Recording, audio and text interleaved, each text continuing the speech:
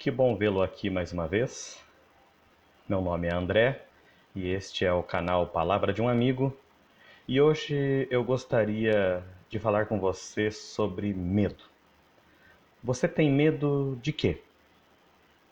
Todos nós temos medo de alguma coisa. Alguns chegam a dizer que o medo nos garante a vida. E o que não é mentira, eu acho que é uma verdade que a gente pode constatar facilmente. Se não fosse o medo que temos de inúmeras coisas, estaríamos expostos a muito risco e, com isso, comprometeríamos a nossa segurança. O medo é uma forma de proteção. No entanto, quando esse medo ele é exagerado, ele leva o nome de fobia. O termo que se usa é fobia, medo irracional. Existem muitos tipos de fobia. Eu vou citar algumas que são bem conhecidas. Acrofobia, medo de altura. Eu me lembro uma vez que eu estava de férias no Beto Carreiro World e tinha um brinquedo lá que levava as pessoas às alturas e despencava de uma vez só. Não é para mim. Não chego a me considerar um acrofóbico, mas tenho muito respeito com a altura. A claustrofobia, esta é muito conhecida, o medo de lugares fechados. Tem pessoas que não suportam a simples entrada num elevador, por exemplo, deixam elas apavoradas. A glossofobia, medo de falar em público. Muitas pessoas, eu me lembro na vida escolar, quantos amigos, colegas de classe que encontrei, que simplesmente tinham um medo irracional de falar em público, tinham um medo terrível. E existe um medo que talvez você não tenha parado para pensar, mas é muito comum e muitas pessoas talvez não saibam que ele existe, que é a teofobia, que é o medo de Deus, medo de religião, aversão a tudo que é sagrado. E esse medo pode ter inúmeras origens, mas pessoas que possuem a teofobia simplesmente fogem de qualquer coisa que esteja ligado ao sacro, à religiosidade, à figura de um Deus, de um ser superior. Agora, como é que será que tudo isso começou? Você lembra como é que entrou o pecado no nosso mundo? É aquela história que muitos consideram, infelizmente, até mesmo uma alegoria, mas que está registrada na Bíblia, no seu primeiro livro, no livro de Gênesis, a entrada do pecado no nosso mundo, o pecado dos nossos primeiros pais, Adão e Eva. Então a Bíblia nos relata lá no início do Gênesis que Deus criou o mundo perfeito, viu que tudo era muito bom, fez a mulher para o homem, era uma felicidade só, até que um dia a serpente, a mais astuta das criaturas de Deus, a mais linda, foi com algumas perguntas para a mulher Eva, conseguiu convencê-la a comer do fruto que Deus havia dito para que não comessem.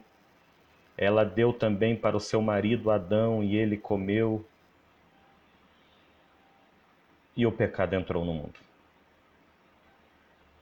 Quando eles viram o que tinham feito, resolveram esconder-se de Deus. E eu gostaria de ler com você o que a Bíblia diz sobre este primeiro medo que entrou na humanidade.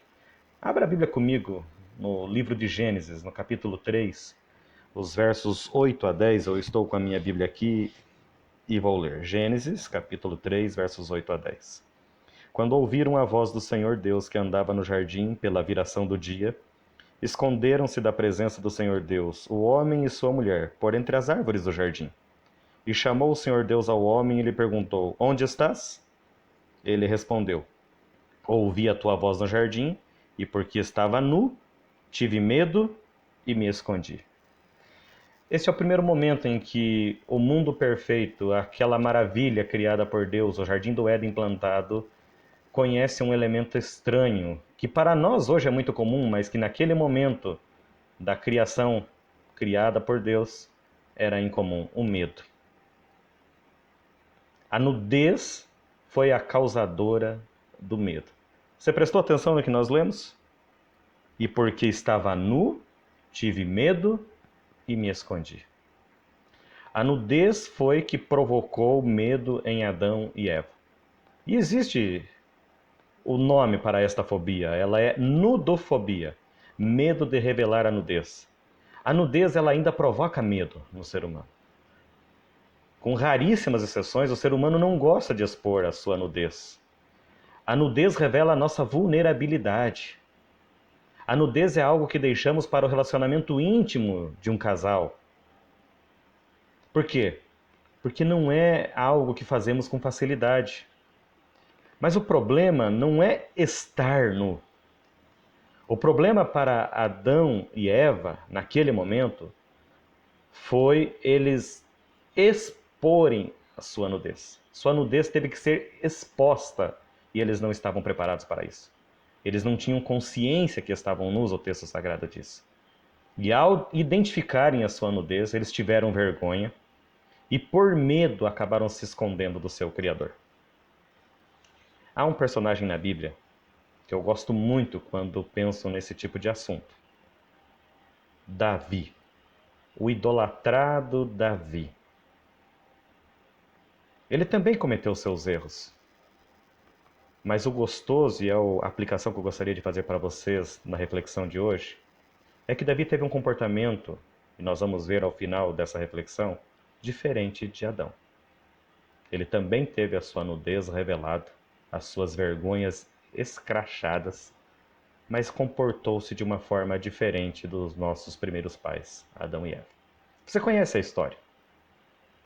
E eu gostaria só de frisar alguns pontos, alguns elementos da história de Davi, para você entender como é importante revelarmos a nossa vergonha, a nossa nudez para a pessoa certa. Marido e mulher revelam a sua nudez um para o outro na intimidade do relacionamento de casal que eles têm. E nós precisamos revelar a nossa nudez se não quisermos passar a vida envergonhados e com medo do nosso Criador. E eu acho que a reflexão sobre o personagem Davi vai nos ajudar a chegarmos nesse ponto. Então você lembra lá que Samuel estava incumbido de escolher um novo rei. Saul havia caído no desagrado de Deus porque lhe desobedecera. Deus havia tido um propósito para Saul como rei de Israel e ele não cumpriu esse propósito, e então Deus falou: Samuel, vá até os filhos de Jessé e de um deles lá, eu vou escolher um rei que seja segundo o meu coração. E Jessé mandou todos os seus filhos serem entrevistados ali por Samuel, e nenhum deles caiu no agrado de Deus. Até que chegou o ponto de Samuel chegar para Jessé e perguntar: Jessé, acabaram seus filhos? Não tem mais nenhum? E aí Jessé lembra: eu tenho um mais novo, o caçulinha, aquele que cuidava das ovelhas, que estava aprendendo, quem sabe, a ter uma função dentro da família. E Samuel diz: pois não vamos fazer mais nada enquanto você não trouxer ele aqui. E quando Davi entra no ambiente da casa de Jessé e Samuel estava aguardando, após todos os seus irmãos já terem sido entrevistados e terem sido recusados por Deus para serem o novo rei de Israel, Deus fala ao coração, ao ouvido de Samuel e diz: está aqui, achei um homem segundo o meu coração. Era um menino, mas Deus via ali um homem segundo o seu coração. Um homem que cumpriria a sua vontade, que lhe obedeceria, que faria a diferença no comando da nação de Israel. E assim, com várias ajudas maravilhosas, milagrosas de Deus, Davi sobrevive à perseguição de Saul, torna-se rei e tem um reinado próspero e coisas magníficas aconteceram. Deus lhe fortaleceu o reino, tudo que ele colocava a mão prosperava, até que um dia Davi deixa de ir à guerra, que era algo que ele muito gostava, que ele fazia com esmero. As vitórias na guerra, inclusive, fizeram com que Davi fosse o que Davi era, o homem reconhecido pela sua nação. Mas um dia Davi não vai à guerra e vê uma mulher tomando banho, exposta, e deseja esta mulher. Manda perguntar quem é, manda os seus subordinados, os seus empregados, trazerem ela para ele. E Davi deita-se com essa mulher. Essa é o jeito romantizado que a gente acaba contando essa história do relacionamento entre Davi e Batseba. Mas eu penso que não foi bem assim. Você conhece da história que Batseba era casada com Urias, um dos soldados de Davi. Mas quando a gente apresenta que Urias era um dos soldados de Davi, também fica muito pouco falar assim. Urias não era um dos soldados de Davi. A Bíblia cita que Davi tinha alguns valentes que faziam parte da sua guarda pessoal. Era o seu exército de confiança. Lembra que quando ele saiu fugindo de Saul, ele montou um primeiro exército com 400 homens, e desses 400 homens, algumas versões dizem que eram 600, mas que seja um pequeno exército perto do exército que ele teria um dia quando fosse rei de todo Israel. Desse pequeno exército de 400 ou 600 homens, Davi tinha 30 verdadeiros heróis que eram os seus fiéis escudeiros desde a época em que ele fugia de Saul. Urias era um desses homens. Urias era um dos 30 valentes de Davi. Urias era casado com Batseba. Davi manda tomar a mulher de um dos seus homens fortes do seu exército. Davi força deitar-se com ela. Não seria absurdo dizermos que Davi cometeu estupro com Batseba, uma coisa que nos repugna muito hoje em dia.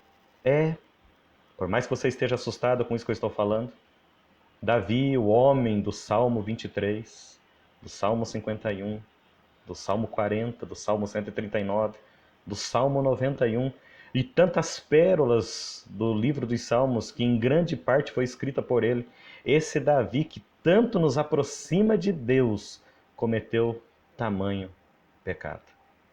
Tomou uma mulher que não era sua, à força, e pior, mandou matar o marido dela assim que descobriu que ela estava grávida e o seu marido, em função da guerra, não havia estado intimamente com ela. O homem, que era um dos seus 30 mais fiéis, por manter a fidelidade a Deus, ao rei Davi, ao reino de Israel, estava conectado com a guerra e nem deitar-se com sua esposa deitou. E Davi aproveitou-se de tudo isso e fez a coisa mais horrível do mundo.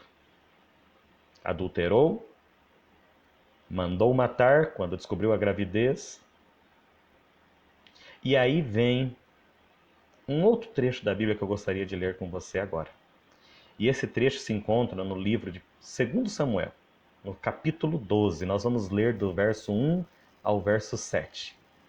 Eu vou abrir a minha Bíblia aqui, 2 Samuel, capítulo 12, do verso 1 ao verso 7. Então Urias já havia sido morto, Batseba havia deitado-se com Davi, estava grávida, Davi a tomou para a esposa, vida que segue como se nada tivesse acontecido. Até que um dia, disso nós encontramos essa leitura no verso 1 do capítulo 12 de 2 Samuel, o Senhor enviou Natã a Davi. Natã era um profeta de Deus nos dias que Davi era rei de Israel. Chegando Natã a Davi, disse-lhe: havia numa cidade 2 homens, um rico e outro pobre.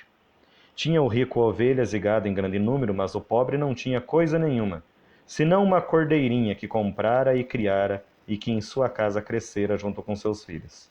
Comia do seu bocado e do seu copo bebia, dormia nos seus braços e a tinha como filha.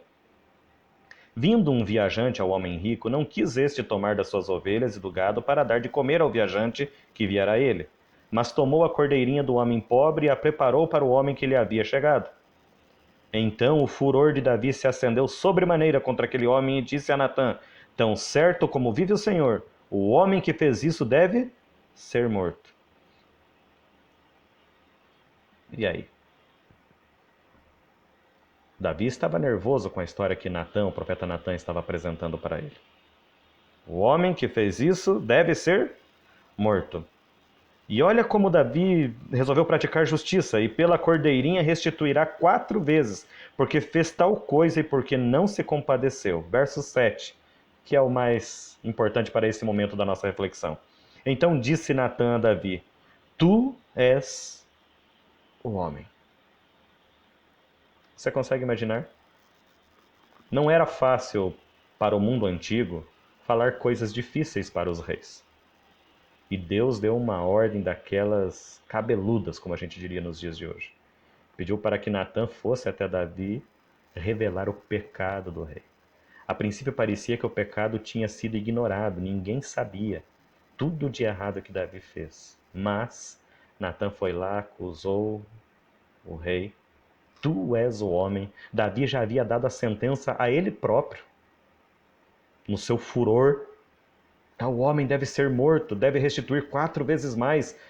Davi achou que era muito vergonhosa a situação. Agora, o que você acha que Davi respondeu para o profeta Natã?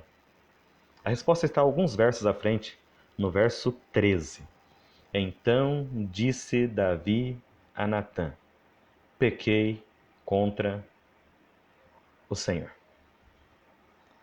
Lembra que eu falei que existia uma diferença entre a reação de Adão ao ter desobedecido, pecado na face de Deus, ao desobedecer uma ordem clara e direta de Deus, e que a de Davi deveria ser o nosso ideal?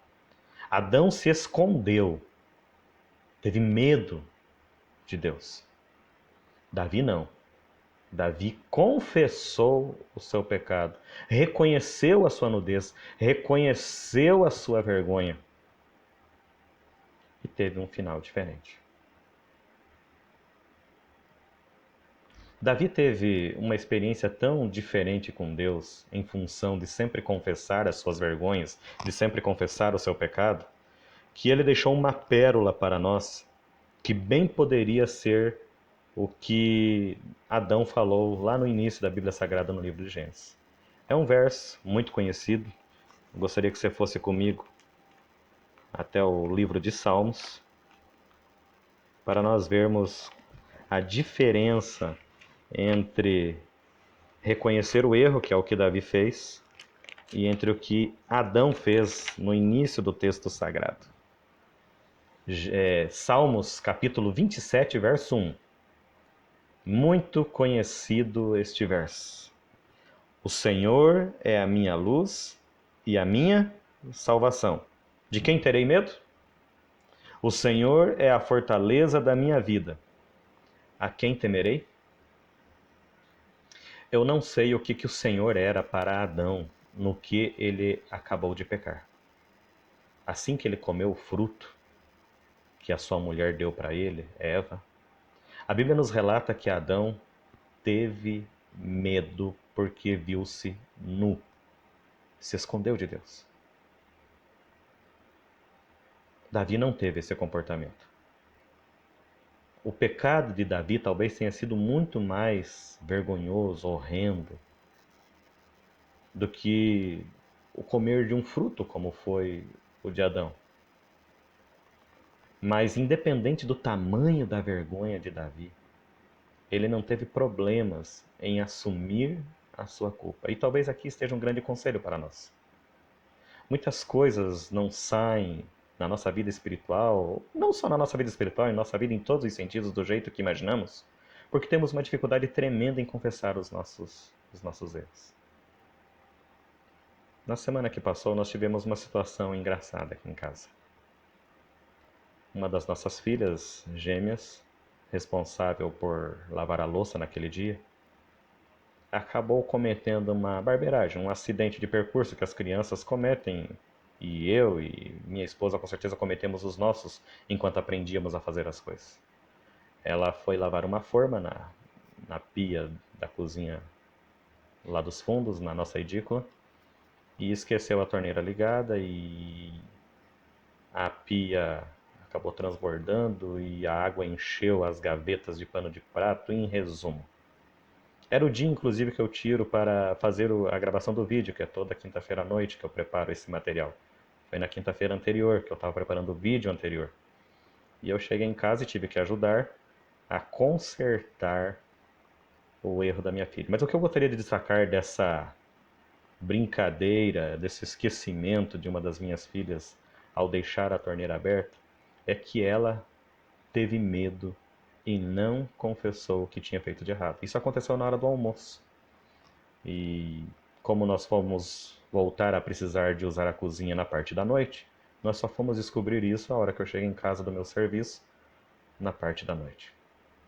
É óbvio que, como pai, fiquei brabo, chateado, porque ela escondeu da gente, porque que ela não contou, porque que ela não pediu ajuda. E ao preparar a reflexão desta semana para você, eu fiquei pensando nessa ilustração e por que que isso acontece conosco, né? Por que que temos medo de Deus?